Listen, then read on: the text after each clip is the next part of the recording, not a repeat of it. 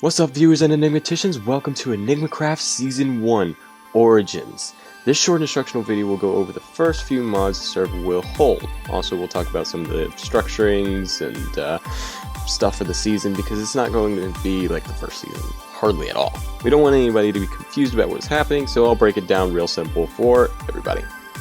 So if you remember from the last season, EnigmaCraft is a modded Minecraft SMP. This season of EnigmaCraft has a mod pack specifically picked for upgraded Minecraft.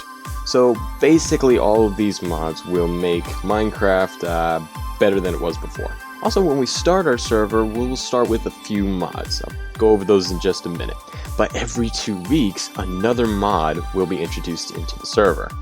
Therefore, a new mod every 2 weeks, by UnifRabbit's choosing, will be picked for our server, and yeah, it'll be cool. So it'll be like an updating, kind of thing. It'll keep everybody interested. We won't make it too difficult, so we won't like just pull in a mod that's incredibly hard on the world or the server or anything like that, or even the players. We'll make it nice and simple. And again, this is upgraded Minecraft, so we are keeping it fairly simple, even to begin with. Now that we've talked about the mods to come, let's actually kind of talk about the mods that we're doing right now. First mod on the list is the Apotheosis mod. Built to make certain aspects of Minecraft more intense and fun, Apotheosis organizes everything into categories, making it, a little bit easier for me to explain, thank God. The mod upgrades enchantments, mobs, plants, potions, spawners, and villagers. We have better enchantments and new enchanting tables, which are these, which are cool. Pretty awesome. Which introduce a new enchanting system. I'm not entirely sure how it works. I'm not a big enchanter in normal Minecraft. But we also have a few upgrades for farming and plants, which is kind of cool. Those ones are pretty simple, though. It only alters the growth of sugarcane, bamboo, and I think cacti. Yeah, cacti. Also, potions and charms, which I have in my inventory right now. And charms are basically a longer lasting alternative to potions because you hold it.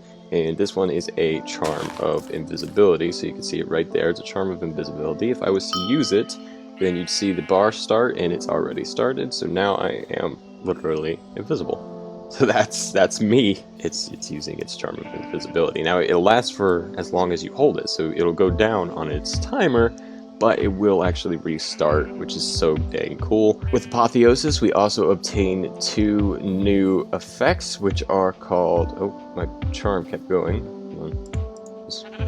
I want to be invisible this whole episode. Anyways, yeah, there are 2 new effects called Sundering and Knowledge. I just went in the wrong direction. Sundering and Knowledge.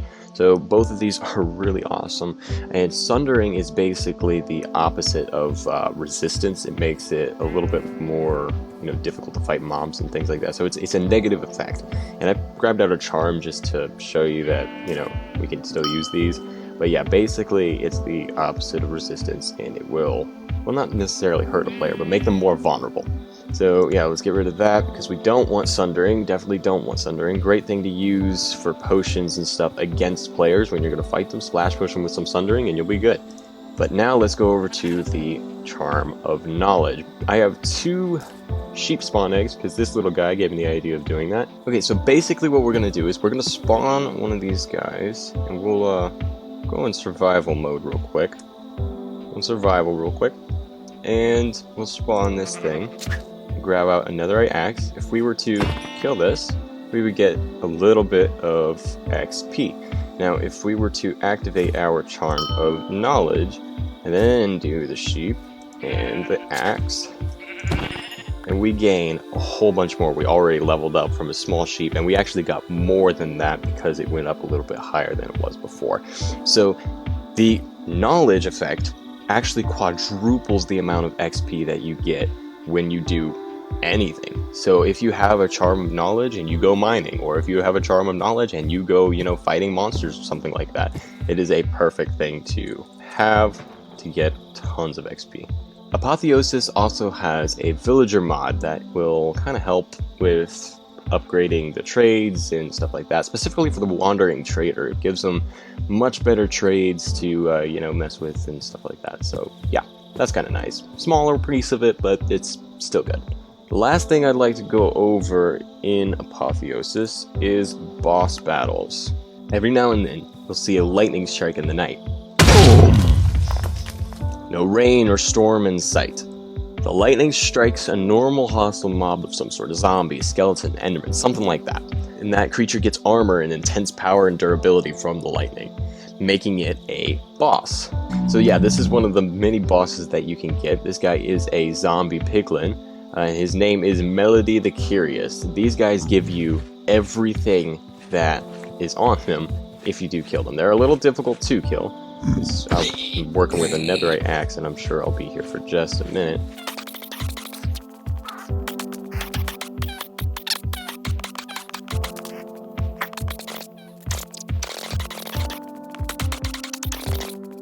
Alright, I've been attacking this guy for a while. He will not die. See, this is the thing. You're gonna need a lot of patience and willpower and a whole bunch of strength to kill something like this, because if I was in survival mode already, he would have killed me. So when you kill the bosses, you get everything that they had, which is really awesome, and that does include diamonds. You can see we've got a few guys here that are diamonds. It took me a while to spawn one, but that's just because they're pretty rare. And yeah, you would get everything that this guy has, so even his enchanted armor pieces and stuff like that. His name's Mother Jimmy. So we have our boss battles here, we have our enchanting tables, and we've gone over charms and things like that. It's really cool, lots of room to explore and figure out what else, is there, but that is the Apotheosis mod. The Apotheosis mod carries the team for sure, but there are plenty of others worth mentioning. So the next mod to talk about is the Waystones mod. This mod, true to its name, introduces waystones. Waystones are awesome because they allow you to teleport. For instance, if you were to place 3 waystones like so and activate them, so normally in the you can find them, just randomly spawned, you would have to activate them by right-clicking them. We'll list this one as 1, and then we can go over here and list this one as 2, and then we can have one on top of this tree that we can list as 3. So if you had 3 waystones, just like that, right? I mean, they could be as far as they need to be.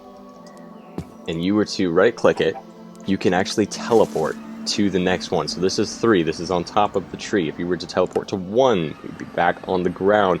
It is really, really awesome. I love this mod. It's so cool. It would make everything so much easier.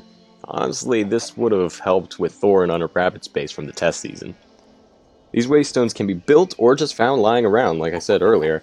There are also plates you can use to teleport, which I have right here, and I'll show you how to do it. We could put that here and here, just to make it easy. If you were to stand on it and look, right-click it real quick, you would get this attuned shard. Go over to the other one. And same thing, kind of does that. Get another attuned shard, and put this one from the other one in right in the middle. And we would be able to teleport between the two of them. I think it already did, so we can do that. And yeah, you step on it and it teleports. Kind of hard to tell because they're right next to each other. But let's we'll put a waystone by this one, and we'll put it as 2 again, and that'll be able to tell a little bit better. So yeah, there we go. And our waystone warp plate is right there. So, really cool mod. I love this one so dang much. Definitely one of my favorites, and this mod is the second biggest mod in the mod pack. On to the next set. These are all the smaller mods that are going to be helping us on our way. Firstly, we have more villagers entering the server, which are all kind of activated with these different things. Tons of different workbenches and things that these villagers can attach to. Basically the same as they have been since 1.15. This mod comes with an accompanying mod for guard villagers, which help fight pillagers and other hostiles. You can see this guy has an awesome weapon and a shield. This guy has the same kind of concept. He's got a helmet instead. This guy doesn't have the shield. Yeah, there we go. There's a sword. We have a sword, which is really cool. These guys will help fight hostile mobs and anything else that could hurt the village. These guys are awesome, but sadly this mod comes with a bit of a threat. So if you know this, you are definitely a Minecraft nerd. He used to be in the Bedrock edition, but this is called an illusioner. This villager will blind you to attack and is incredibly dangerous. You can see they're all going to fight him now. They killed him pretty quick, jeez. You can really see what was going on. He can duplicate himself. We'll pull him over here a little bit, see if they see him. This guy's very dangerous. He uses blinding, that's what he just did, to blind everybody. They are not fooled though, and he goes into 4 different versions of himself to confuse players. So So, very dangerous guy, and you'll definitely need help of some guard villagers to kill this, because me and Rabbit actually went onto a server testing this thing, and yeah, a pillager raid came up, and an illusioner was a part of it. He killed everybody, so yeah, that was rough. Another thing that is also so helpful, man, so helpful, is the corpse mod. When in doubt, when you die, you have a corpse, which is so helpful because you can actually see it's an entity that is lying down on the ground, and it's hilarious. But yeah, you can right-click this corpse, transfer items, and boom, you have literally everything you did before, and actually the exact same position what it was before. And yeah, this corpse finally will go up in smoke. It won't be there forever, but it is awesome. It's a cool little mod to have with the rest of the server, and it'll help us with keeping our stuff safe and stuff like that. So, super handy and fun mods to definitely work with, but let's go ahead and take a look at the smallest mod, which are probably a little bit unnecessary or, you know, not going to be so apparent. The smallest or not required mods are just to help another mod run, or, you know, my personal preference. I have on my mod pack these small mods. We have dynamic surroundings, inventory tweaks, just enough items, one player sleep, optifine, and placebo. The only two you'll need are the placebo and player sleep mods. Placebo helps the apotheosis run properly, and one player sleep does just that. You only need one player to sleep in the server, and it'll be daytime, which will be kind of handy because it's nighttime right now. I remember it was a pain in the first test season to go to sleep all at the same time. It was not easy, so that'll definitely help with that. Make sure you have it turned on, otherwise the server will be a little bit messy with you. Same with placebo, then apotheosis just won't work. The others are my personal setup and will be allowed on the server, but not necessary. I have Optifine, just enough items, inventory tweaks, and dynamic surroundings. Yeah, so Optifine is great for all sorts of things, but mostly for just graphics. Some mods require it, but it is not required on this thing. One of my favorite things about it, though, is if you hold the torch, look at that, it lights it up, so then you can throw it out. That's so cool, isn't it? So cool. Just enough items is this right here, and it helps tell you every single recipe that you need to make anything or what it is used for using a right click. You know, how to make it is a left click, right click is what it's used for. So you can use it for a forestry bench, which is, see, that's even in a different mod. That's not original Minecraft, which is awesome. So really helpful, kind of an essential for if you you know, don't know something and you need to figure out how to craft. I highly recommend just enough items because of that, because it'll help you to craft everything you don't know how to craft, but it's not necessary in the server. You're not going to need it if it's not doing well. I also have inventory tweaks, which just kind of helps, you know, organize your inventory. So let me pop out, if I pop out a chest, and then we were put in the chest and the torch, I have a little tab here that I could sort it by, you know, A to Z. From A to Z, so chest, torch, I could switch them and it'll still go back to where it was before. So yeah, just kind of stupid handy mod. Honestly, the only reason I have it is because I'm lazy. Oh, that was lightning strike, which means that there's another boss somewhere. There's no storm, so it's another boss. Lastly, and this is so cool, is the dynamic surroundings mod. This makes it really feel like Minecraft is, you know, in real life, and you can hear it right now. You hear those crickets. Yeah, so the crickets and the other sounds that you might have been hearing, owls, and I heard a wolf howl, and I mean, I have footprints as well. That's all dynamic surroundings. It makes it really just more life-like, the sounds. So really handy, really awesome mod. Definitely not necessary. I just like it. It's really cool. That's pretty much it for the first mod pack for EnigmaCraft Season 1 Origins. I am super excited to play with you guys, and I'll be posting as much as possible on my channel. I'll also post new instructional videos for each update, so you don't have to worry about being confused. So that way, you know, if anybody finds themselves lost, they can watch that video. Alright, I'll see you on the flip side. Really looking forward to playing again. Bye!